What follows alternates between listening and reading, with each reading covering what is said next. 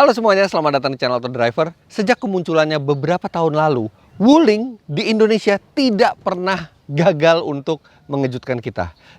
Dengan produk-produk mereka seperti Convero, Cortez, dan Almas yang rata-rata memiliki karakter nyaman, fiturnya lengkap, dan harganya luar biasa terjangkau dan selalu mengejutkan kita ketika mereka pertama kali muncul ke publik. Dan di 2020 ini, Wuling kembali mengejutkan kita dengan mobil ini, Wuling Cortez CTS.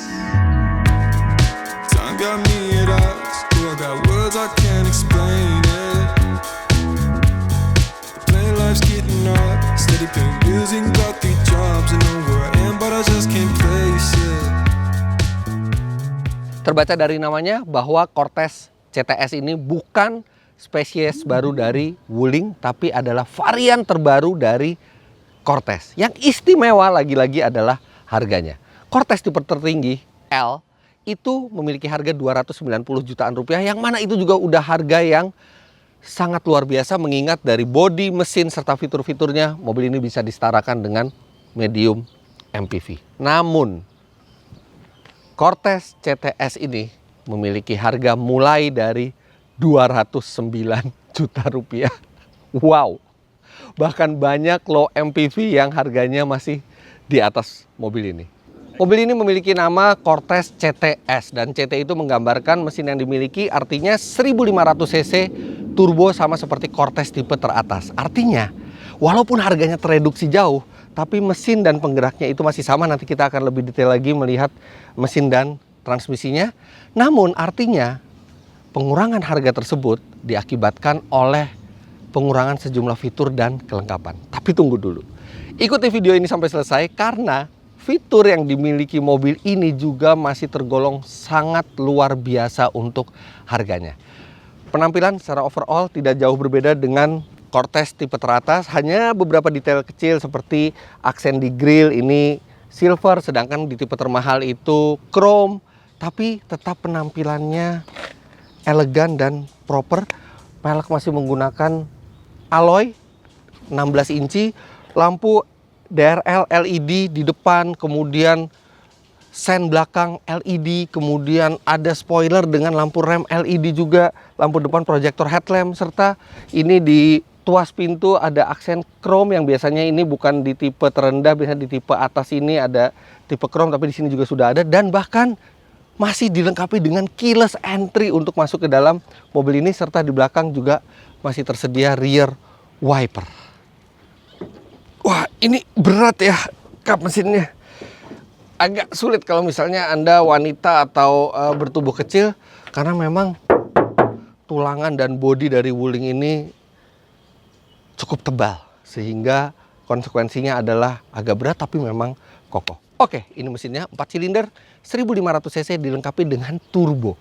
Ya, mungkin Anda bandingkan kalau di low MPV kan tidak perlu turbo, tidak ada yang turbo. Iya, karena mobil ini sebenarnya bukan low MPV. Sekali lagi, mobil ini adalah medium MPV, di mana pemain lainnya itu biasanya 2000 cc mesinnya, tapi ini karena dilengkapi dengan turbo cukup 1500 cc. Tenaganya 140 HP dengan torsi 250 Nm yang disalurkan ke dua roda depan melalui transmisi CVT. Jadi ini adalah mesin yang tenaganya wajar untuk kelas medium MPV, tapi kalau dibandingkan dengan harganya, karena lagi-lagi harganya mobil ini sekelas dengan low MPV. Kalau Anda anggap ini adalah sebuah low MPV, ini adalah low MPV dengan tenaga mesin yang terbesar. Tapi sekali lagi, ini adalah medium MPV. Ini adalah kunci mobil ini yang merupakan bagian dari sistem Smart Keyless Entry, dan Anda bisa kantungi kunci ini baik di baju maupun di celana, serta Anda bisa langsung membuka mobil ini tanpa perlu Anda menyentuh kunci. Bahkan membuka bagasi pun bisa langsung, dia terbuka seperti ini, walaupun memang belum elektrik ya, wajar lah. Mobil apalagi dengan harga 200 jutaan yang elektrik, tapi ini membukanya cukup enteng karena dia ada pegasnya.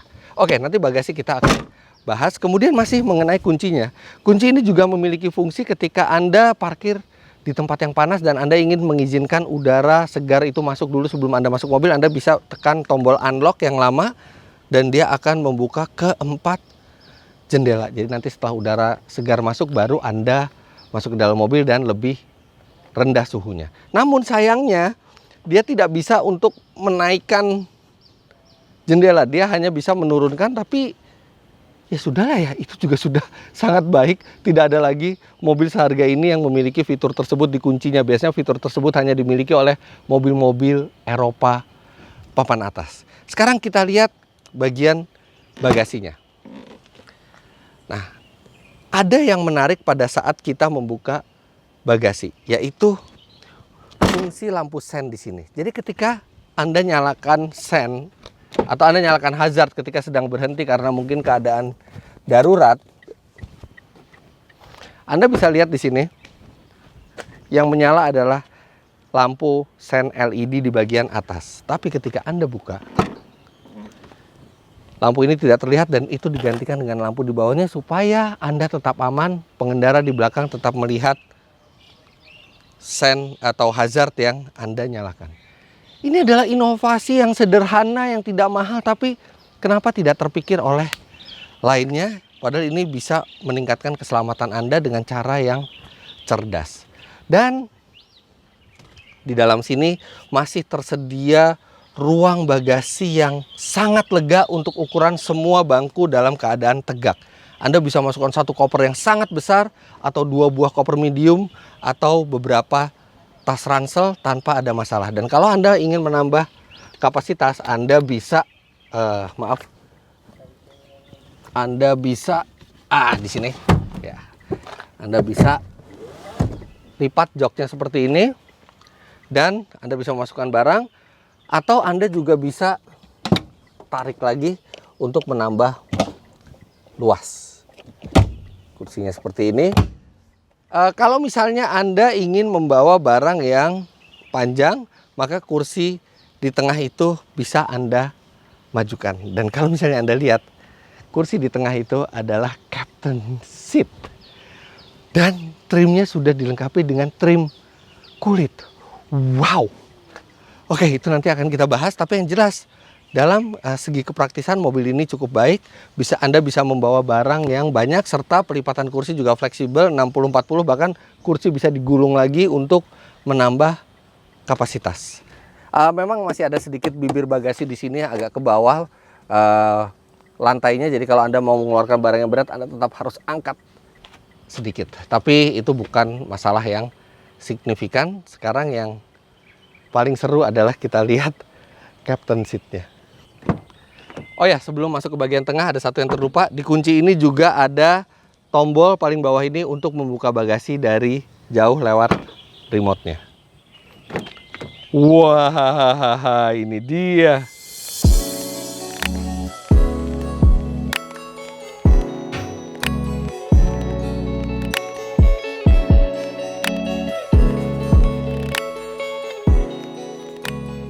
Lihat ini, captain seat dengan sandaran tangan yang kokoh dan proper. Jadi Anda bisa duduk layaknya VIP. Tapi tunggu dulu, memang untuk tipe yang dilengkapi dengan captain seat ini dan serta trim kulit, harganya bukan 209 juta rupiah.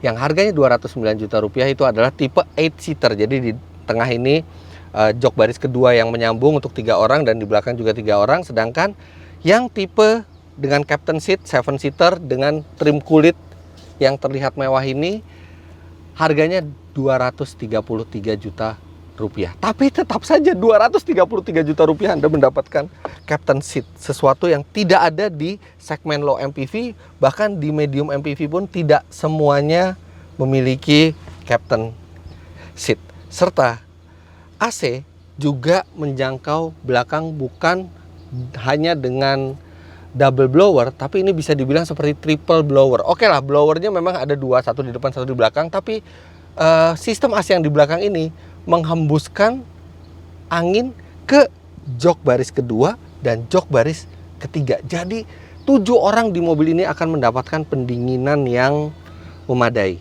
Kemudian memang USB slot sedikit di mobil ini, karena memang bukan requirement untuk kelasnya juga. Namun minimal kita masih disediakan satu USB slot 5 volt 2 ampere di konsol tengah ini. Ini joknya cukup nyaman, tapi dia memang agak sedikit lebih keras dibandingkan tipe yang 8-seater. Yang 8-seater itu yang dengan bahan pabrik itu dia lebih empuk joknya, yang ini sedikit lebih keras tapi menimbulkan perasaan yang mewah. Warnanya beige dan membuat mobil ini terlihat lebih segar, terlihat lebih lega karena warnanya terang. Tapi memang untuk warna terang seperti ini akan mudah kotor jika Anda tidak hati-hati atau yang naik mobil ini tidak memperhatikan kebersihan dari joknya. Jadi kami sarankan untuk mobil dengan jok berwarna beige seperti ini, Anda harus lebih rajin untuk membersihkannya supaya tetap terlihat cantik seperti baru. Untuk space-nya sendiri, ini jok bisa dimajukan. Di posisi paling maju ini saya masih punya space mungkin 3 cm 4 cm, kaki saya tidak mentok. Ini adalah posisi berkendara saya tingginya 177 cm dan ruang kepala juga masih sangat lega. Kemudian jika saya mundurkan posisi paling maksimal, wah ini juga sangat lega dan Anda bisa duduk secara nyaman karena jok captain seat ini juga agak tinggi sehingga paha Anda itu tersangga dengan sangat baik. Kemudian untuk duduk di belakang itu, kalau ada dewasa yang mau duduk belakang, Anda cukup majukan sedikit, Anda masih memiliki ruang yang lega, dan di belakang itu bisa untuk orang dewasa sekalipun, bahkan kursinya juga bisa reclining. Memang tidak senyaman yang di tengah ini, tapi jok belakang juga masih memiliki akomodasi yang memadai serta nyaman untuk perjalanan jauh sekalipun untuk orang dewasa. Walaupun ini adalah varian terendah dari Wuling Cortez, tapi faktor keselamatannya masih memadai. Ada seatbelt 3 titik di 6 poin dari mobil, jadi untuk 6 penumpang itu ada seatbelt 3 titik. Kemudian di captain seat ini juga tersedia sambungan untuk child seat dengan standar ISOFIX. Jadi Anda bisa memasukkan child seat ke sini secara aman, mudah, dan sesuai dengan standar internasional. Kemudian di sini juga ada tempat untuk gantungan baju, tapi ini bukan sesuatu yang istimewa, tapi yang istimewa adalah bagaimana kualitas dari material dan kualitas dari keamanan serta kenyamanan mobil ini masih terjaga walaupun harganya tereduksi jauh. Sekarang kita lihat ke bagian depan. Oke, aduh ini panas sekali hari ini dan saya nggak bawa minuman yang biasa saya bawa, jadi kita nyalakan mesin aja biar AC-nya dingin. Nah ini nyalakan mesinnya juga karena dia smart keyless entry, dia tetap menggunakan tombol start stop. Oke, secara penampilan dashboard itu sama dengan Cortez lainnya, tapi memang ada beberapa perbedaan dibandingkan Cortez yang tertinggi. Misalnya sekarang AC-nya itu bukan tipe digital tapi dia tipe analog, tapi ini juga mudah pengoperasiannya dan bukan hanya hembusan serta suhu, tapi juga dia bisa mengatur arah AC ke kaki atau ke depan, jadi ini tetap proper walaupun dioperasikan secara analog. Masih ada MID di tengah, ukurannya 3,5 inci, dia hanya 2 warna tapi memang masih menampilkan informasi yang cukup lengkap, bahkan pintu ketika ada yang kurang rapat atau terbuka juga terinformasi lewat layar MID-nya. Spion ini ada anti silaunya secara manual seperti ini, serta ada tersedia kaca di sini. Kalau Anda mau berdandan, di sebelah kiri Anda disediakan kaca. Sebelum Anda turun mobil, Anda bisa memperhatikan penampilan Anda. Walaupun di kanan tidak ada ini untuk mencegah driver keseringan ngaca. Kemudian yang mengagumkan dari mobil ini adalah sistem kamera parkirnya. Oke, kamera parkir biasa. Sudah hampir semua mobil sekarang memiliki kamera parkir, tapi di Wuling Cortez CTS ini bahkan dia masih yang menggunakan guidelines. Jadi Anda bisa tahu kemana mobil Anda menuju karena dia ada line yang berbelok sesuai dengan putaran setir. Serta airbag, kalau di tipe termahal itu ada 4 buah airbag. Di CTS ini airbagnya tidak dihilangkan walaupun memang hanya 2, tapi itu sudah memadai karena ada 1 di bagian driver dan 1 di bagian penumpang. Untuk penyimpanan ini juga cukup memadai. Ada penyimpanan di depan, penyimpanan di tengah, ini untuk meletakkan handphone di sini. Kemudian ada cup holder 1 di tengah, ada 1 di masing-masing pintu, serta penyimpanan di sini juga cukup praktis untuk membawa barang-barang. Di bagian kanan ada pengatur untuk AC belakang, serta lampu masih bisa diatur naik turunnya lewat tombol di kanan ini, serta jendela sudah auto untuk driver side, dan dia dilengkapi dengan anti jepit tentu saja. Jadi kalau misalnya Anda tidak sengaja seperti ini, bahkan tidak terasa sakit sama sekali karena dia cukup sensitif. Posisi mengemudi semua sama. Lantas material yang biasanya material empuk di tipe termahal, di sini adalah material yang keras, yang mana kalau kita ingat lagi harganya itu tidak masalah karena di harga segitu memang tidak ada yang materialnya empuk. Tapi sandaran tangan ini masih material empuk, kemudian sandaran tangan di pintu juga ini masih material empuk, serta trim pintu juga masih ada material empuk. Benar-benar hanya yang di bagian atas saja yang berubah menjadi keras. Sebenarnya pengurangannya itu tidak signifikan karena masih tetap sangat fungsional. Oke, Anda akan memiliki atap yang normal seperti ini, tidak lagi dengan sunroof atau panoramic roof. Tapi ya, tidak semua orang membutuhkan itu. Bahkan lebih banyak orang memilih untuk membayar lebih sedikit walaupun tidak mendapatkan atap kaca. Jadi itu juga tidak masalah. Mesinnya sendiri halus, dan ketika Anda gas, Anda bisa lihat tidak ada getaran yang terjadi di dalam mobil. Mesinnya sangat halus.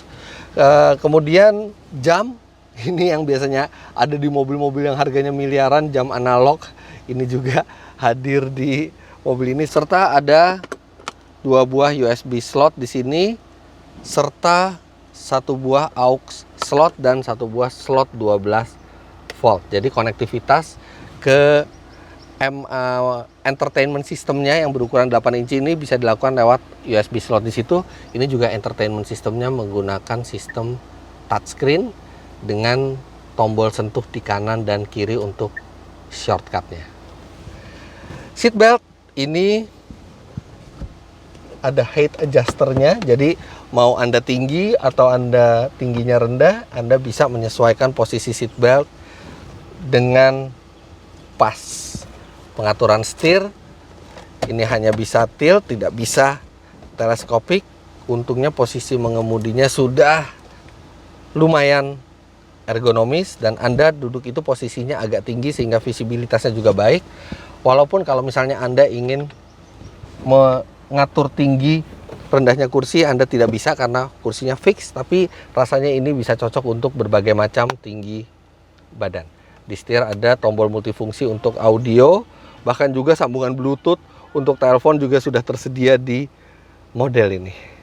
Transmisi ini ada 2 fitur yang saya suka. Pertama ada fitur Eco untuk pengendaraan yang lebih hemat, serta ada tombol yang bisa Anda colok. Misalnya Anda parkir, biasanya setelah Anda matikan mesin Anda tidak bisa kembalikan ke netral, tapi dengan colokan tersebut Anda tinggal ambil kuncinya seperti ini dan ditusuk seperti ini, dan Anda bisa netral untuk parkir paralel. Jadi ini masih cukup lengkap mobilnya. Sekarang kita akan bawa mobil ini berjalan untuk melihat bagaimana performa mobil ini di jalan serta rasanya.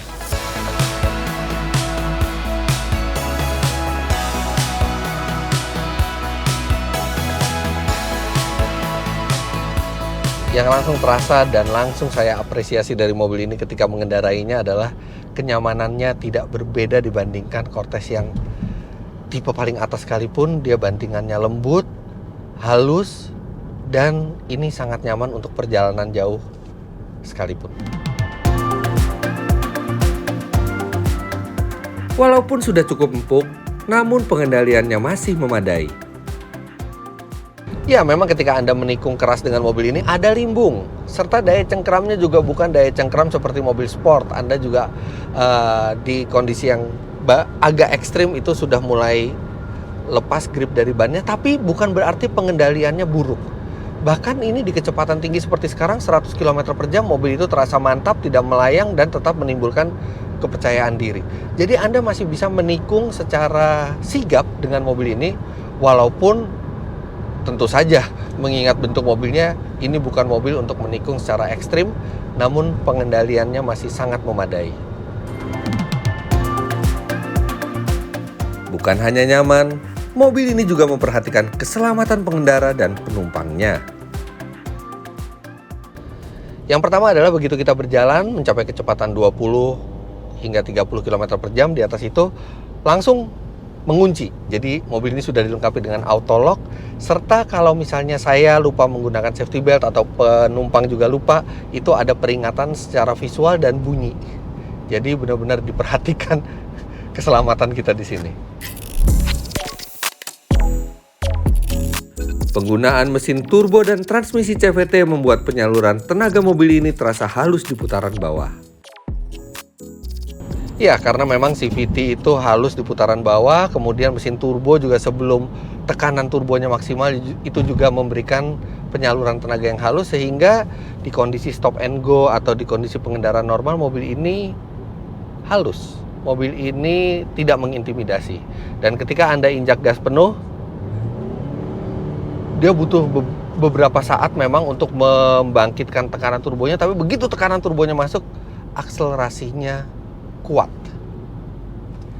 Untuk figur data tes lengkap dari Wuling Cortez, kami sudah pernah buatkan di video sebelumnya ketika kami mengetes secara lengkap Wuling Cortez tipe paling mahalnya. Jadi untuk data pengetesannya semua masih sama. Anda bisa tonton videonya di link di atas. Dan Cortez S ini tidak berbeda.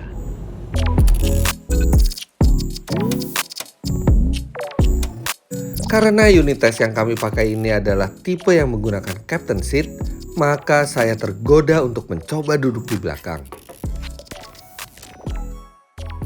Wah, ini nyaman sekali di belakang. Ini pas banget kalau misalnya Anda menggunakan jasa pengemudi di depan dan Anda duduk di sini, karena kursinya nyaman, cukup tinggi, visibilitas luas, dan walaupun material di pintu ini sebagian besar keras, tapi di tempat tangan Anda menyentuh, seperti di sandaran tangan di tengah dan sandaran tangan di pintu, ini materialnya empuk. Serta ini posisi duduknya cukup rileks, paha tersanggah dengan baik, dan kalau misalnya Anda ingin bersantai, Anda bisa reclining-kan, dan bukan cuma sampai di situ, Anda bisa reclining-kan sampai penuh. Wah, ini benar-benar sampai posisi tidur yang proper. Memang kami tidak sarankan Anda untuk berjalan jauh atau berjalan di kecepatan tinggi dengan posisi seperti ini, karena ketika terjadi sesuatu, seatbelt ini tidak akan efektif untuk menahan Anda. Mungkin di posisi seperti ini, oke, di posisi seperti ini masih cukup rileks dan Anda masih cukup aman. Tapi ketika Anda berhenti di rest area atau ketika berada di kemacetan yang kecepatannya sangat rendah, Anda bisa tidur secara rileks. Dan karena kursi tengah ini bukan berada persis di atas ban belakang, jadi dia peredamannya juga masih bagus. Peredaman suspensinya di sini benar-benar ini adalah Wuling yang layak untuk Anda gunakan bersama driver di depan dan Anda di belakang layaknya seorang bos dengan tempat duduk yang layak. Ini enak banget. Sebenarnya saya masih pengen istirahat di sini sambil mungkin tidur siang. Tapi saya harus kembali ke depan melanjutkan review.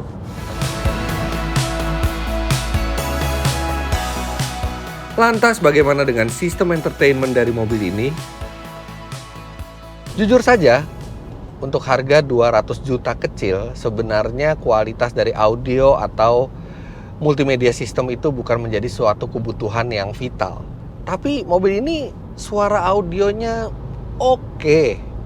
Bukan kualitas premium, tapi kualitas yang cukup memadai, apalagi dia dilengkapi dengan 4 buah speaker, 2 di depan, 2 di belakang, dan ada 2 buah tweeter, sehingga sangat layak, bahkan mungkin di atas standar untuk mobil seharga ini.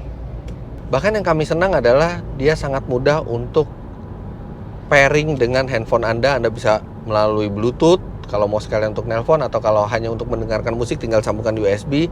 Bahkan ada iPod mode juga. Jadi sangat simple tapi lengkap fasilitas dari multimedia sistemnya. Meski begitu, ada beberapa hal yang agak mengganggu.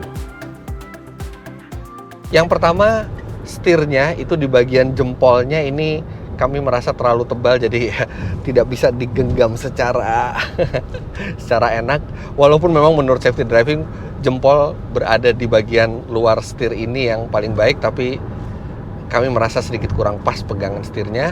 Kemudian rasanya lebih nice kalau misalnya mobil ini memiliki defogger belakang, karena walaupun ada wiper belakang, tapi di beberapa kondisi di mana terbentuk embun di bagian dalam kaca, itu defogger akan lebih berguna. Serta satu lagi adalah klaksonnya. Iya, kenapa sih nggak tambahin satu klakson lagi? Ya itu beberapa hal yang agak mengganjal di mobil ini. Tapi tentu saja kekurangan itu terhitung sangat minor, apalagi melihat harga dan positioning dari mobil ini. Iya, itu emang benar. Lagi-lagi gak pernah terbayang sebuah medium MPV bermesin turbo dengan fitur yang cukup lengkap dengan harga yang bahkan di bawah banyak low MPV. Nggak ngerti saya bagaimana caranya Wuling membuat mobil seperti ini dengan kualitas yang terasa cukup solid, dengan waranti yang cukup panjang, dengan harga yang sangat renyah. Gimana caranya? Ya mungkin caranya adalah rahasia dari Wuling. Saya nggak tahu bagaimana, tapi mungkin pabrikan mobil lain harus mencontoh Wuling. Gimana caranya membuat produk selengkap ini, senyaman ini, secanggih ini mesinnya dengan harga seperti low MPV, padahal dia sebuah medium MPV. Bingung saya sampai sekarang.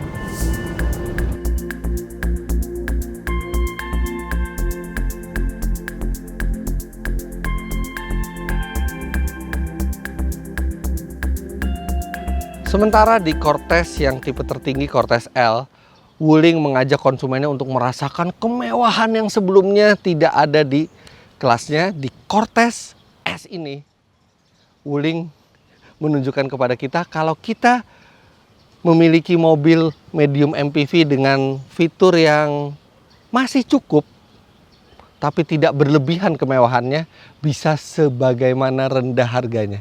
Lagi-lagi mobil ini mengejutkan kami. Value for money-nya luar biasa. Tidak pernah terbayang dengan harga mulai dari 209 juta rupiah.